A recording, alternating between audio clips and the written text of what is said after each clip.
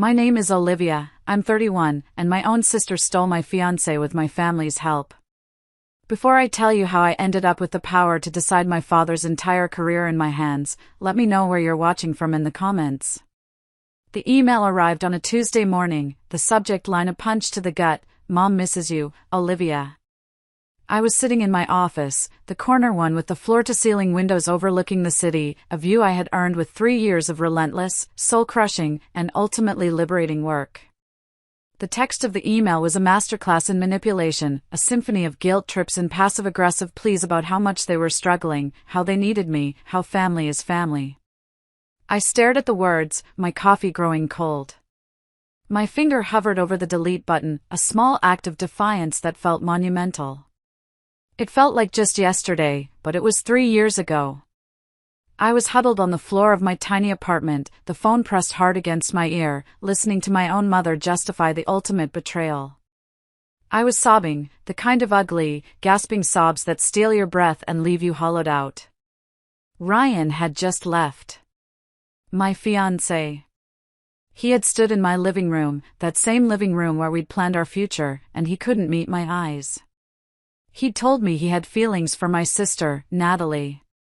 That he was breaking off our engagement. The first person I called was my mom. In that moment of pure, unadulterated pain, all I wanted was my mom. Instead, I got a judge, jury, and executioner. Well, Olivia, she had said, her voice devoid of any warmth, just a weary sigh as if my heartbreak was an inconvenience. These things happen. Natalie has been struggling so much since she dropped out of college. She deserves something good in her life. You should be happy for her. I remember the silence that followed, a roaring vacuum where a mother's comfort should have been. The world seemed to tilt on its axis. Happy for her? I whispered, the words cracking, tasting like ash in my mouth. She took my fiancé. My life. Don't be so dramatic, she'd snapped, her voice turning sharp. You're strong. You'll be fine. Your sister needs this. It's not like you were filing for divorce, you were just engaged. I deleted the email. A cold, hard smile I didn't recognize touched my lips. They had planted the seeds of this storm years ago, watering them with favoritism and neglect. Now, they were about to reap the whirlwind. To understand how a family can detonate its own foundation, you have to understand their golden rule, Natalie gets, Olivia gives. It had been the unspoken law of our household since we were children. I was the responsible one, the quiet one, the one who got good grades and never caused any trouble. Natalie was the vibrant one, the charming one, the one who could set the house on fire and be forgiven before the smoke cleared because she'd flash a dazzling smile. I remember being 12 years old with a clarity that still stings. I'd spent months studying for the regional math competition, sacrificing weekends with friends and late nights of reading for pleasure. I lived and breathed algebra and geometry. When they announced my name for first place, I felt like I could fly. I ran all the way home, the heavy, gold-painted trophy clutched in my hands, my heart hammering against my ribs with a pure, simple pride. I burst through the front door and found my parents in the living room. I won! I won first place! I announced, holding the trophy up like it was the Olympic torch. My dad glanced up from his newspaper, his eyes barely registering the object in my hands. Oh, that's nice, honey. Good for you. My mom smiled faintly, a distracted, polite smile. That's wonderful, sweetie. Now, could you be quiet for a minute? We're about to watch the video of Natalie's poetry recital from school today. I stood there, frozen in the doorway, as they turned their full attention to the television. They spent the next hour cooing over a shaky, out-of-focus video of my 10-year-old sister stumbling through a mediocre poem about a sad flower, a poem she'd scribbled on a napkin that morning. They praised her passion, her raw, artistic soul. My father even got a little misty-eyed. She just feels things so deeply, he'd whispered to my mother. I looked down at the trophy in my hands. It suddenly felt cheap, heavy, and ridiculous. I quietly backed out of the room, took it to my bedroom, and shoved it in the back of my closet behind a stack of old board games. It was the first time I truly understood that my achievements, no matter how significant, would always be background noise to Natalie's most mundane performances. My value was measured in my utility and silence. The pattern was set in stone and hardened over the years. When it was time for college, it was a given that I would figure it out on my own. I worked a grueling part-time job at a diner, the smell of grease clinging to my clothes, and I applied for every scholarship I could find. I wrote essays until my fingers cramped, all to build up my own college fund and avoid being a burden. I graduated with honors in computer science, a degree that promised a stable future. The same year, Natalie, who was attending a local community college for art, a tuition my parents happily paid for, dropped out after one semester because the 8 a.m. classes were stifling her creativity. A few weeks later, she crashed my dad's car. It was the second time in a year. Did she get a lecture? Grounded? Was she told to get a job to pay for the damages? No. They bought her a brand new compact car, a shiny red one.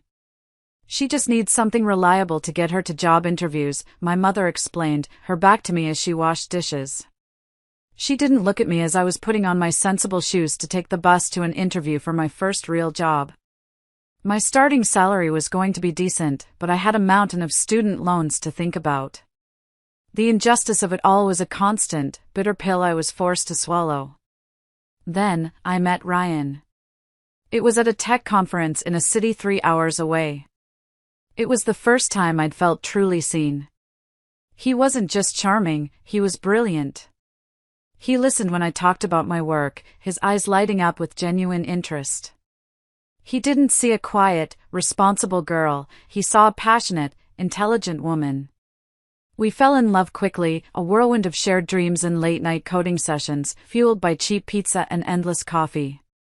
After 8 months of dating, he proposed on a quiet evening, in the middle of our tiny apartment, with a simple, elegant ring.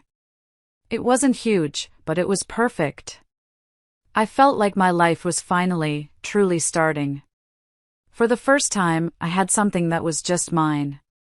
The night I brought him home to meet my family was the beginning of the end. I should have seen it coming. Natalie, who was then 26 and still living at home, finding herself, took one look at Ryan and her eyes lit up with a predatory gleam I knew all too well. She had a sixth sense for anything that brought me happiness and an insatiable need to claim it for herself. She emerged from her room wearing a tight red dress that was completely inappropriate for a family dinner. The entire evening was a performance, with Natalie as the star and Ryan as the prize. She spent the entire time leaning across the table, her hand brushing his arm as she laughed, a high, tinkling sound that grated on my nerves. "Oh, Ryan, you're so funny," she'd giggle, flipping her long, blonde hair. "Olivia never told me you were this much fun." My parents, instead of shutting it down, ate it up. They were basking in her reflected glow. "It's so wonderful to see how well you two connect," my mother beamed, looking from Natalie to Ryan as if I wasn't even there. My dad just nodded along, a proud smile on his face. "Our Natalie, she can charm anyone," he chuckled. I felt a familiar cold dread creep into my stomach. I was becoming a ghost at my own engagement dinner. I tried to steer the conversation back to us, to our wedding plans, the venue we were considering. But every time I spoke, Natalie would interrupt with a story about herself, or she'd ask Ryan a direct question, pulling his attention back to her. I watched the man I loved, the man who was supposed to be my future, get pulled into her orbit, and my family was the gravitational force. I went to bed that night with a knot of anxiety in my chest, a premonition that I desperately tried to ignore. A few weeks later, the bomb dropped. Ryan showed up at my apartment after work. He looked pale and haggard. He wouldn't look at me, just stared at a spot on the wall over my shoulder. "I don't know how to say this, Olivia," he mumbled, his voice thick. "I think I've developed feelings for Natalie." The floor fell out from under me. It was a physical sensation, a violent lurch in my gut. "What?" The word was a strangled whisper. "We've been talking," he confessed, finally looking at me with eyes full of pity, which was somehow worse than anything else. "Just as friends at first, but it's more than that. There's just this incredible connection. I can't fight it. I'm so sorry." He slid the engagement ring off my finger and placed it on the kitchen counter. It looked small and meaningless now, a cheap piece of metal. After he left, I slid down the kitchen cabinets and collapsed onto the cold linoleum. The first call was to my mother. It was a reflex, a desperate, primal need for comfort. But the woman on the other end of the line wasn't a mother. She was Natalie's defender, her enabler-in-chief. "You need to be the bigger person, Olivia," she said, her voice laced with that infuriatingly calm disappointment she reserved just for me. "It's not like you're getting a divorce, you were just engaged. You're 28, you'll find someone else. Natalie has had such a hard time. She's so sensitive. She deserves this happiness." I felt a hot flash crawl up my neck, a rage so pure it almost choked me. She deserves my fiancé? She deserves to destroy my life? What about my happiness, Mom? Does that ever matter? "Don't be selfish," she said, her voice turning to ice. "You've always been the strong one. Be strong now. For your sister." And the line went cold. Shaking, I called my dad. My last hope for a shred of sanity, of justice. I could hear the TV blaring in the background, a game show. He listened impatiently as I choked out the story. "Olivia," he said with a heavy sigh, his voice tired and distant. "Just listen to your mother. Don't make things difficult for everyone. Don't make things difficult." My world had just been shattered by the three people who were supposed to love me most, and I was being told not to make things difficult. That night, something inside me broke. Or maybe, it was finally forged into something hard and unbreakable. The tears stopped. I sat on my floor, in the dark, for hours. A wave of cold, sharp clarity washed over me. These people were not my family. They were a weight, an anchor of dysfunction dragging me to the bottom of the ocean.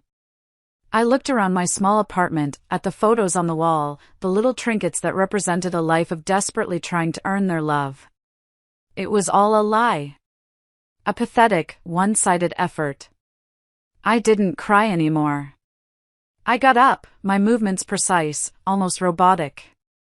I opened my laptop. My fingers flew across the keyboard as I typed out a transfer request to my company's branch in another state, citing urgent and private personal family matters. I went to my closet and packed one large suitcase with my most important documents, my professional clothes, and nothing sentimental. I took the ring Ryan had left on the counter and, without a second thought, dropped it into a public donation bin on my way out of the building. I drove to my bank and cleared out my savings account. Then, I went to my phone and, one by one, I deleted their numbers. Mom. Dad. Natalie. I blocked them on every social media platform. I left a simple note on the kitchen counter. It had 3 words, "I am gone."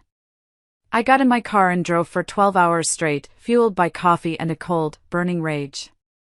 I didn't stop until I crossed the state line. I didn't look back. The next 3 years were a blur of work. I poured every ounce of my pain, my anger, my frustration into my career. It was my refuge and my weapon. I worked weekends.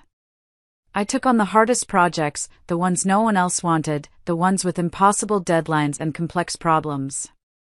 I wasn't just running from my past, I was building a fortress against it, brick by painful brick. And it worked. I got one promotion, then another. I went from a junior developer to a team lead, then to the head of engineering for my entire division. My new salary was more than my father had ever made in his best year. I bought a small house with a yard and a garden. And I met Marcus. He was a kind, stable architect who loved me for my mind and my resilience. He listened. He celebrated my successes without a hint of jealousy. He was everything Ryan wasn't. He was real. One evening, about 3 years after I'd left, my phone rang. It was my cousin, Lisa, the only member of my extended family I hadn't cut off.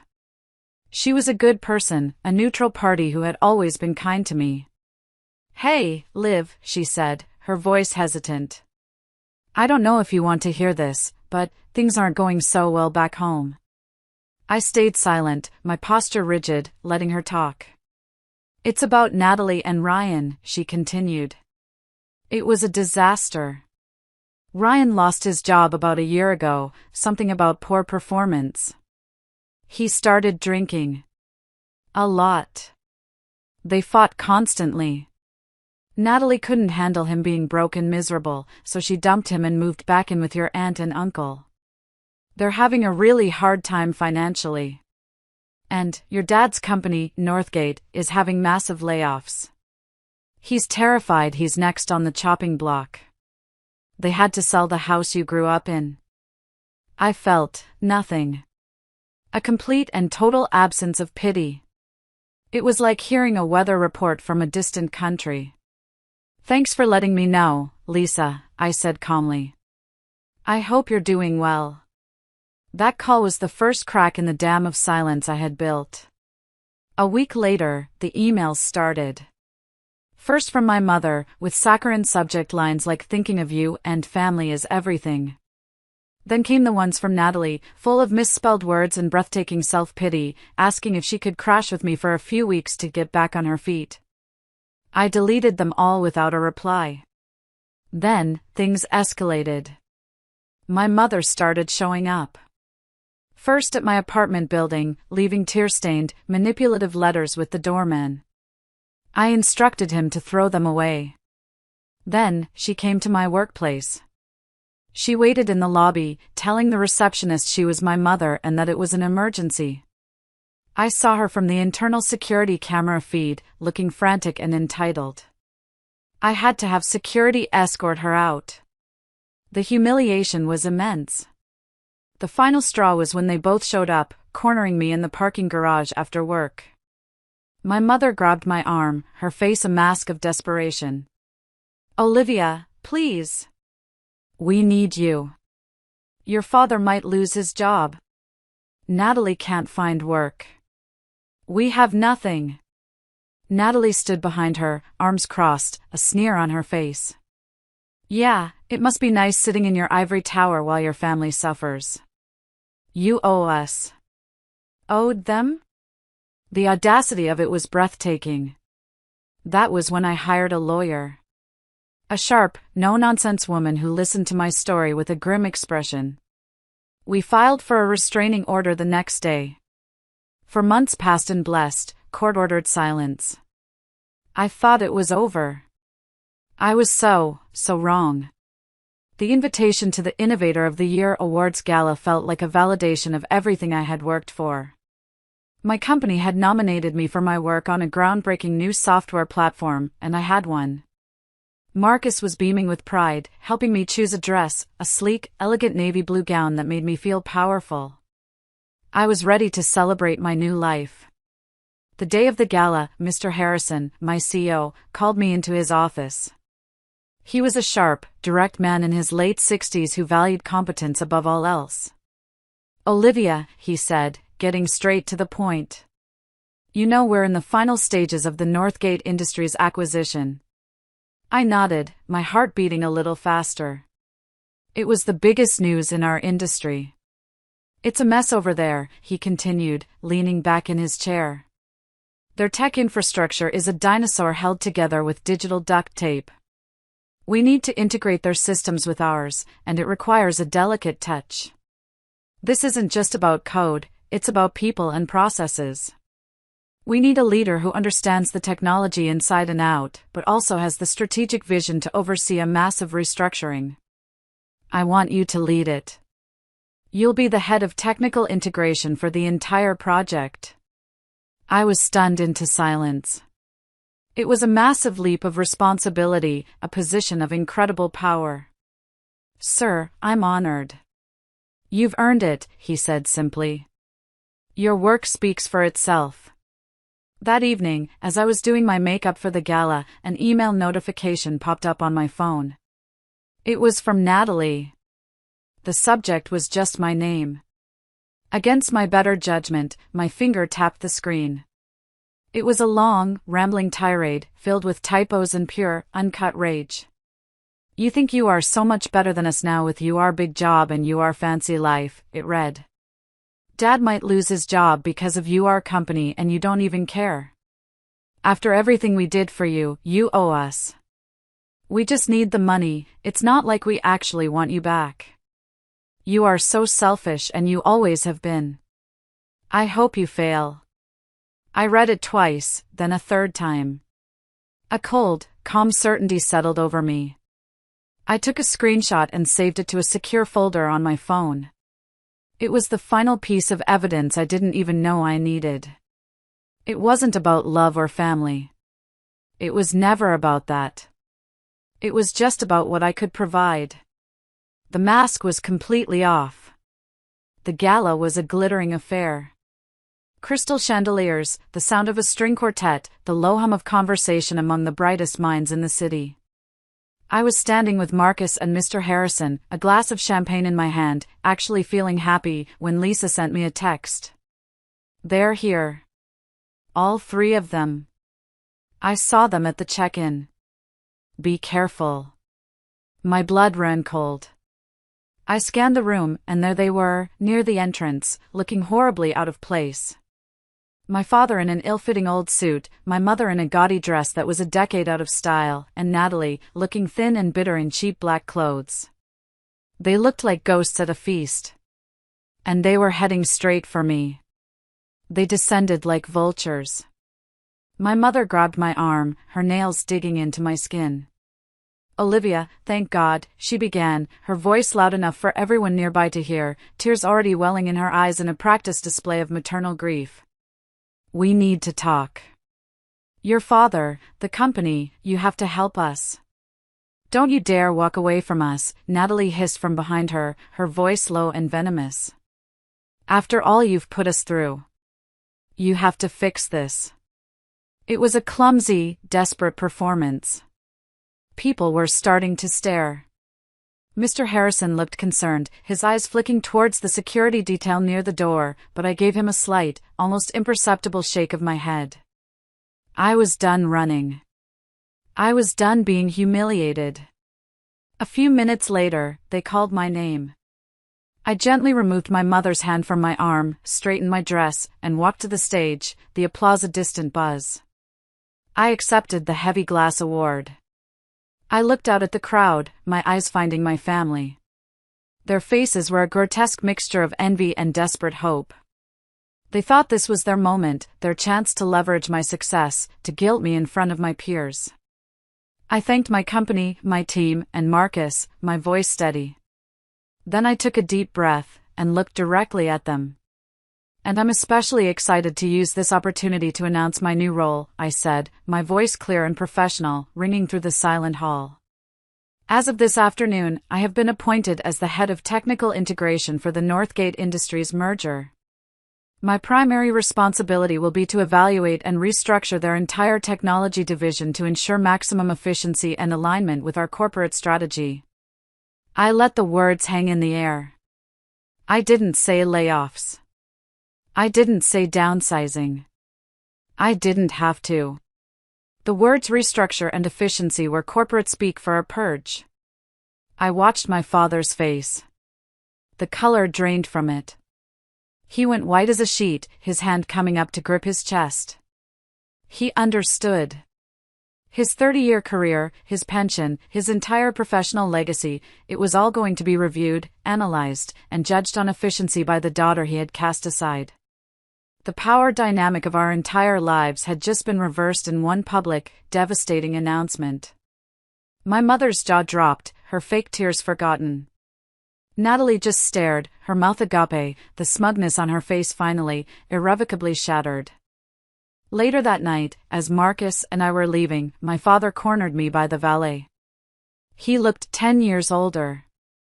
Olivia, he stammered, his hands trembling. About Northgate. I've been there for 30 years.